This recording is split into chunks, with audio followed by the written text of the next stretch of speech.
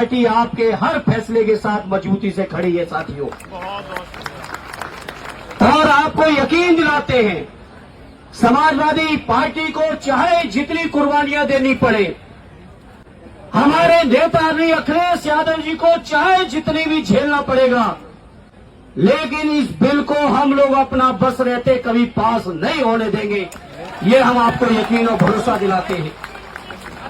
आप सबकी दुआओं से और आप सबकी मेहनत से समाजवादी पार्टी आज इस हैसियत में है, आपकी कृपा से, आपकी दुआओं से, कि संसद को चैन से नहीं चलने देगी। अगर संसद में जबरदस्ती बिल आएगा तो ये सरकार की नीयत से आप सब वाकिफ हो।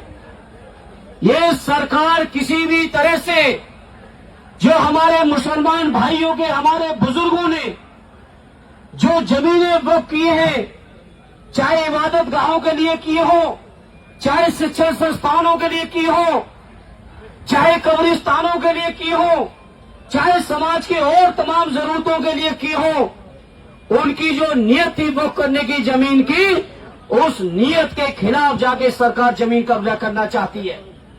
सरकार को पता है कि रेल और रक्षा के बाद अगर सबसे ज्यादा कहीं जमीनें हैं तो हमारे वक्फ बोर्डों के पास है। ये बीजेपी के लोग जो उस देश के अंदर नफरत फैला रहे हैं, देश के अंदर लोगों को चैन से नहीं रहने देना चाहते हैं, देश के अंदर हमारे मुसलमान भाइयों के हर स्तर पर हमला कर रहे हैं, चाहे उनके शिक्षण संस्थान हो, चाहे उनका रोजगार हो, व्यापार हो।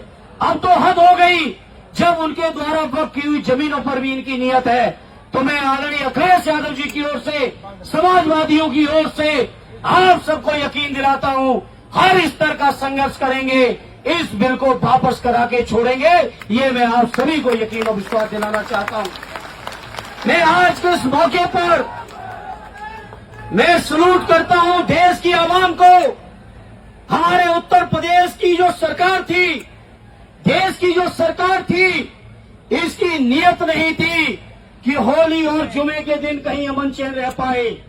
लेकिन मैं सलाम करता हूं देश की आवाम को कि लोगों ने जो भाईचारा, जो मोहब्बत, जो आपस में एकता, प्यार दिखाया है, उससे सरकार की नियत को पूरी तरह से धता बताते हुए ये साबित कर दिया। जिस तरह से हमारे बुजुर्गों ने देश को आजाद कराने में, देश के लिए गर्दन कटाने में कहीं कमी नहीं रखी, उसी तरह से हमारी आज की पीढ़ी देश में अमन और चैन रखने में अपने हर स्तर की कुर्बानी देके भी प्यार और मोहब्बत को बढ़ाने का काम कर रही है।